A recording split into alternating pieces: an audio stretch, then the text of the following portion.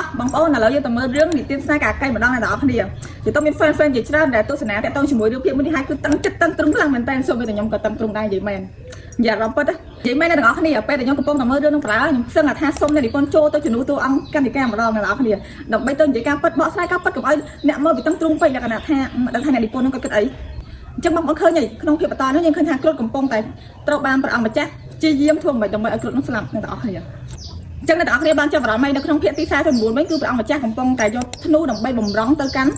ជាតាដែលជាតួអង្គគ្រុឌចានិយាយទៅអ្នកនរគ្នាដឹងថាតើកណ្ឌិកានឹងនិយាយពាក្យហ្នឹងដើម្បីបញ្ឈឺព្រះអង្គម្ចាស់ឬដើម្បីបញ្ឈឺគ្រុឌទេអ្នកនរគ្នាដោយសារនាងនិយាយទៅកាន់ព្រះអង្គម្ចាស់ថាបើសិនជាព្រះអង្គម្ចាស់ចង់សម្រាប់គ្រុឌ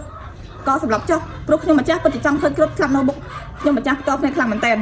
យាយទៅពេលដែលព្រះអង្គម្ចាស់លើសម្ដីរបស់កណ្ឌិកានិយាយអញ្ចឹងទ្រង់ក៏បាននិយាយទៅកាន់គ្រុឌថាតើឯងមានអារម្មណ៍បែបណាដែរនៅពេលដែលមនុស្សស្រីដែលឯងស្រឡាញ់បាននិយាយថាគេអត់បានស្រឡាញ់ឯងទេអញ្ចឹងយើងឲ្យយោបល់ឯងមួយឯងគួរតែស្លាប់ទៅពីព្រោះដើម្បីឲ្យមនុស្សដែលឯងស្រឡាញ់ហ្នឹងគឺគេសប្បាយចិត្តអញ្ចឹងអ្នកនរគ្នាសាកទាយមើលតែនៅក្នុងភាគទី49ហ្នឹងតើគ្រុឌអ្នកមានអ្នកមកជួយអត់តើរាមាក៏ដូចជាពេលមេកលានមកជួយទ្រង់អត់ពីព្រោះអ្នកទាំងពីរគឺជាមិត្តភក្តិរបស់គ្រុឌដូចចឹងទៅហេតុអីបានជានៅក្នុងភាគហ្នឹងកណ្ឌិកាបានជាសម្រេចចិត្តថាឲ្យព្រះអង្គម្ចាស់សម្រាប់គ្រុឌទៅហើយនៅបានស្ដីបន្ទោសទៅកាន់គ្រុឌទៀតថាជាមនុស្សដែលល្ងងខ្លាំងណា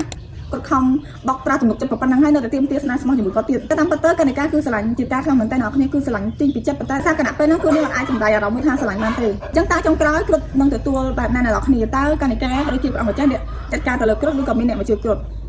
ប៉ុន្តែអ្នកនរគ្នាខ្ញុំនិយាយមែនមាន comment ជាច្រើននៅក្នុង Facebook fan ជាច្រើនដែលគ្រប់គ្រងរឿងនិទានស្នេហ៍កាកៃហ្នឹងគាត់បាននិយាយថាគាត់ចង់ចូលទៅ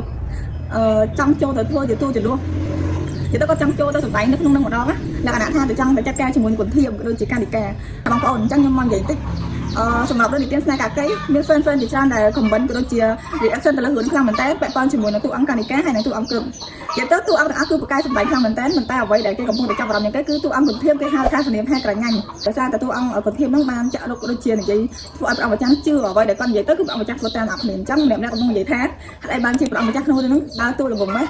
គេនិយាយក៏ជឿអញ្ចឹងទៅជាសអញ្ចឹងណាបងប្អូនអញ្ចឹងអ្នកនរគ្នាបើសិនជាចង់ដឹងថាតើអ្នកនិពន្ធនឹងរៀបចំដូចជាដឹកនាំរឿងហ្នឹងទៅបែបណាទេអ្នកនរគ្នាកុំភ្លេចទស្សនាអ្នកនរគ្នាតាមរយៈផល3យន់តែខ្ញុំធានាថារឿងហ្នឹងគឺនឹងមានភាពបន្តទេអ្នកនរគ្នាហើយសម្រាប់រឿងនេះកំពុងតែធ្វើអ្នកទស្សនាអ្នកខ្លះគាត់ថាអូកំពុងតែ stress ផងដល់ពេលមើលរឿងនេះអញ្ចឹងទៅតែ stress លើដើមអ្នកនរគ្នាអញ្ចឹងអ្នកនរគ្នាតាំងឥឡូវវីដេអូនេះមានប៉ុណ្ណឹងតែអ្នកនរគ្នាចាំជួបគ្នានៅវីដេអូក្រោយទៀតបាយបាយ